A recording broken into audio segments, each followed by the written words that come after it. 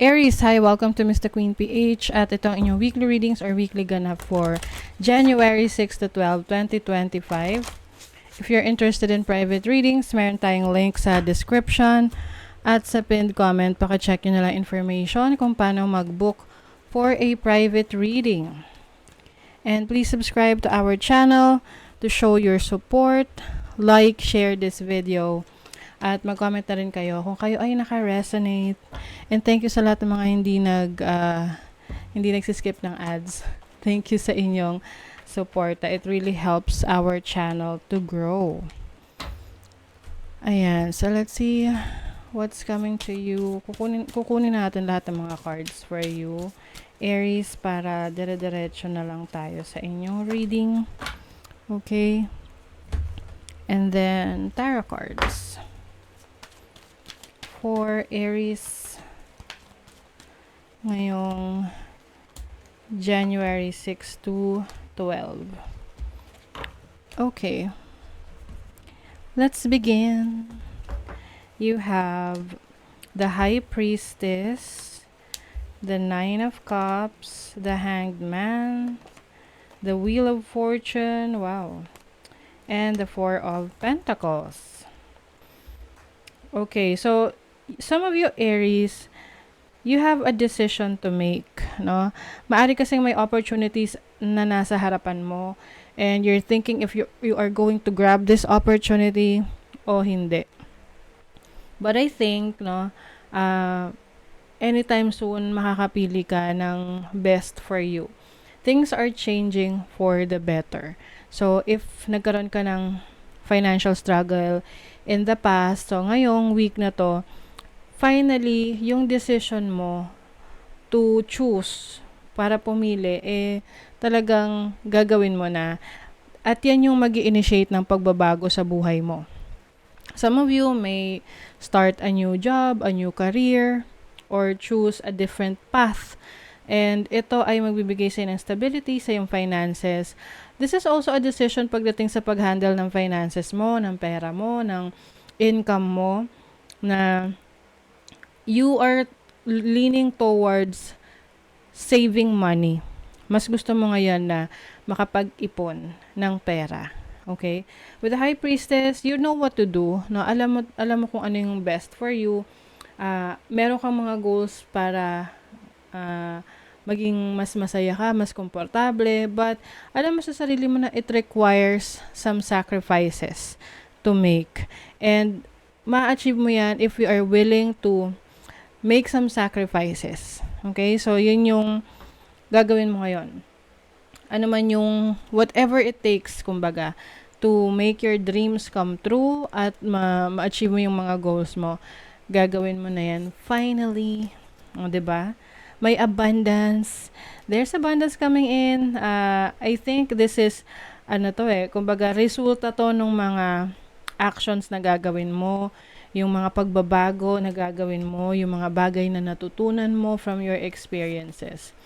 Oh, 'di ba? Nag-evolve ka talaga, Aries. This is a new beginning. It's like a rebirth, no? Bagong ikaw, may bago kang pananaw sa buhay, may bago kang pagtingin sa sitwasyon mo ngayon, especially in creating abundance and money sa buhay mo. Ito yung tipong parang may bago kang mindset in creating money and abundance sa buhay mo. Ooh, you also have the strength. So, ito yung pagkakaroon ng lakas na ma-overcome yung mga challenges sa buhay mo. Grabe, ang laki ng magbabago or pagbabago ninyo. Like, kung ikukumpara nyo from last year, ikukumpara nyo ngayon, mas nag-mature kayo in terms of your discipline, in terms of handling your finances, mas maingat ka ngayon. You have Jupiter in Libra in the 7th house. Jupiter is the planet of abundance, expansion. 7th house is your partnerships, relationships. So I think meron kang mga taong makakasama or tutulong sa'yo or susuporta sa'yo para ma-achieve mo yung mga goals mo. This can be your friends, family, colleagues, no, your mentors. You also have the sun in Aquarius in the 11th house. The sun is your energy. This is your power. 11th house is community, being part of a group. So, maaring yung iba sa inyo merong leadership role na gagampanan. Maaring ikaw ay magiging leader ng isang grupo, ng isang kumpanya, ng isang section sa company or sa business mo if you have your own business. And I also see you na getting a lot of attention around this time. So, ibig sabihin yan, may nakakapansin sa'yo. Napapansin yung mga ginagawa mo, napapansin yung mga talento mo, skill set mo. So, for your money, communication, sharing your voice to speak your truth will show your authenticity and expression. You have talent in communications field. So, meron kang talent sa communications. I think that's related dito sa being part of a group.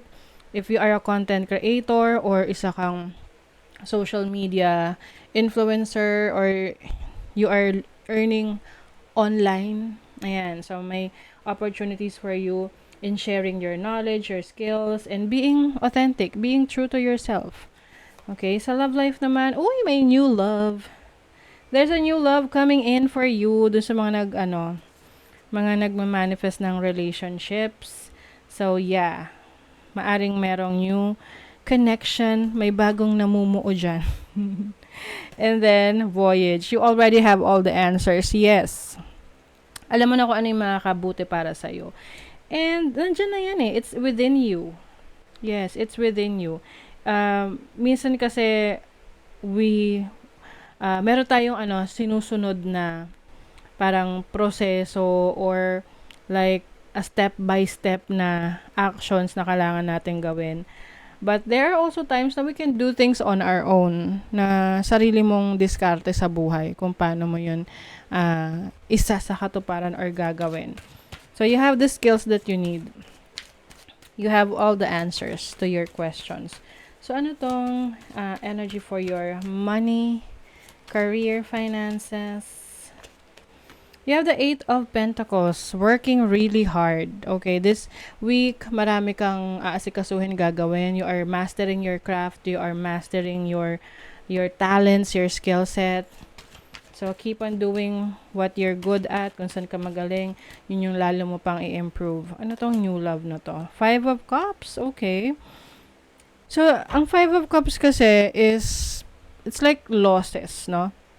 So, maaring iba sa inyo, nanggaling kayo sa isang separation, pwedeng matagal na tong separation na to. And now, it's like you are thinking kung may darating pa ba na person sa buhay nyo. Especially if you're single. Yes, meron, no? Hindi mo lang napapansin kasi nakatalikod ka. But, anytime soon, love is going to knock on your door. Okay? So, parang pang single lang yung love reading natin sa ngayon. Okay? So, that is your reading, Aries. Thank you so much and see you again.